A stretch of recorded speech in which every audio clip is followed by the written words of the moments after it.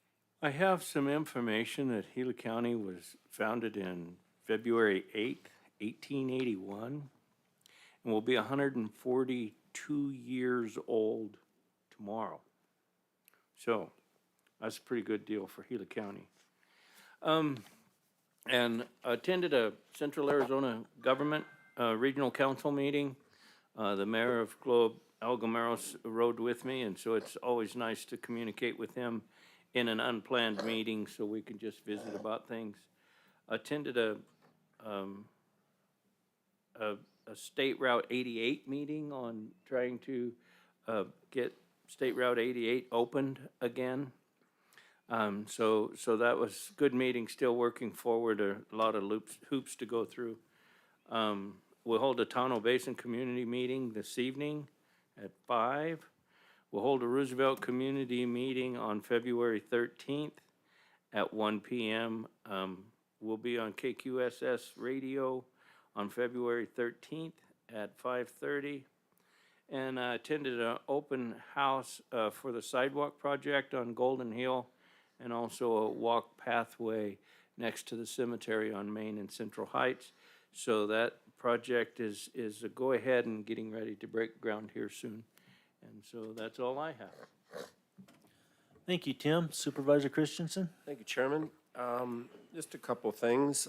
So I'm on the, I've been tasked to become a part of the Gila County Provisional College Advisory Board, which the goal is to obtain independent status.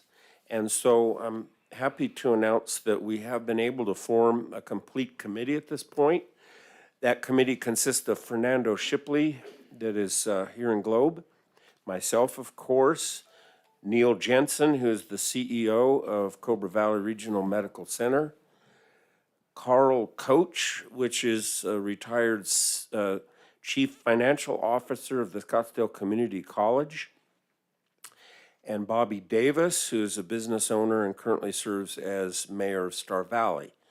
So the committee is fairly diverse as far as we have 2 from Globe, 1 from Payson, 1 from Star Valley, 1 from Scottsdale, and consisting of members that hopefully can come up with good ideas to pursue this independent status. Okay, so that's kind of an official announcement.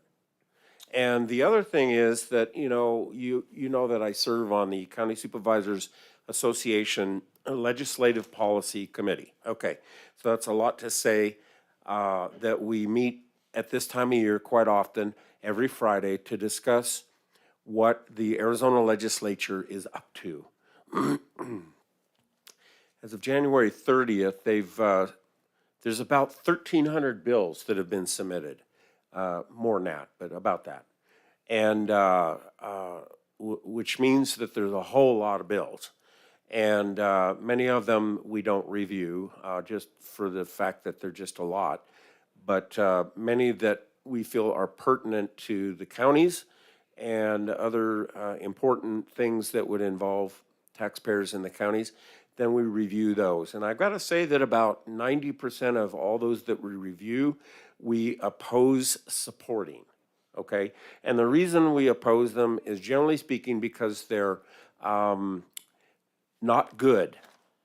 So, and the reason we don't feel they're good in many ways is the fact that they're either going to cut funding in some way that doesn't make sense, or they're going to make requirements without county having the option to be involved in it. And so we can generally approve things where it's got permissive language, which means that we can adopt it as a county or not. And when we have those options, then it makes it a lot easier. And so I'm not going to go down any specific list other than the bills, the deadline and all of that has either come or it's coming. And so whether or not any of those bills reach actually the vote on a floor is another story, and whether they pass both houses and are signed by the governor. So that's just a quick update. Other than that, I don't really have anything. Thank you, Steve, and thanks to CSA for helping in that, huh? Yeah. Yeah, those people down there are awesome too. So anyway, January 27th, I attended a cattle growers meeting. The meeting was held here in the room. I was on the screen in Young. Good meeting, quite a bit discussed. Then on Saturday, January 28th, we were in Whispering Pines at a community meeting there. Supervisor Christensen was there as well. All posted, all good. Discussion was the actual placing of Verizon Tower there in the middle of Whispering Pines. And so there's a lot of back and forth going on that. And I believe Michael's gonna give me a lot of information that tells me whether or not 5G causes brain cancer, so thank you, Michael, for that, looking into that. On Tuesday, the 31st, I was at the Capitol down there helping present for the Arizona Association of Conservation Districts and our NRCD districts. We have Representative Griffin pushing a bill that would help provide a mechanism with the NRCD districts so that when someone, for instance, one of the representatives wants to give some money to the NRCD district, there would be an avenue for them to do that. Right now, there is not, and which kind of struck me kind of odd being all this time that there wasn't. But so she's working on that. It passed that day, not by a wide margin, but it did pass 6-4, so we'll see where that goes. And then this Thursday, I have an NRCD meeting in Payson. That'll be held at the Star Valley Road Yard. And then on Friday, we're gonna head to NACO for the Legislative Summit in DC. The appointments we have, besides just the NACO Public Lands Committee that I'm on, is appointments with Eli Crane's Chief of Staff, Senator Kelly's office, and Senator Sinema's office is still pending, but we're hoping to be able to get in and talk to their staff. My big push for hitting the hill, me and Kathy, is we have to make those circles again to get lined up to start drafting these bills for taking, for the conveyance of the retreat, the vet center. And so we really want to push on that. We did talk to Eli here in the office that day. He's very supportive of it, and I know Senator Kelly and Senator Sinema is as well, but we want to push them on it as much as we can to hopefully get this settled and done this year. Would really be nice. So, and then on the 24th, we met with Neil Jensen, CEO of Copper Valley Medical Center, and that was to discuss the Pleasant Valley Veterans Retreat, the center, and just to throw out maybe some services he can help provide up there as well. There is the medical clinic up there that's under Copper Valley. So if there's anything he had out there that he could add to that, so he's thinking about that as well. And then, as you said, Representative Marshall's bill, which I think was really, really cool. And I really didn't know anything about that until Todd Bowman called that day. So if that goes through, that'll be a real big shot in the arm for Gila County. So, and I hope that does. And so we'll just see from there. You guys, anything else come up you think about? Are we good? I'm good, Mr. Chair. You're Thank good? you. You're good? So with that, and no executive meetings today, Jessica? We're good? I can close it? Okay, I'll adjourn the meeting. Thanks.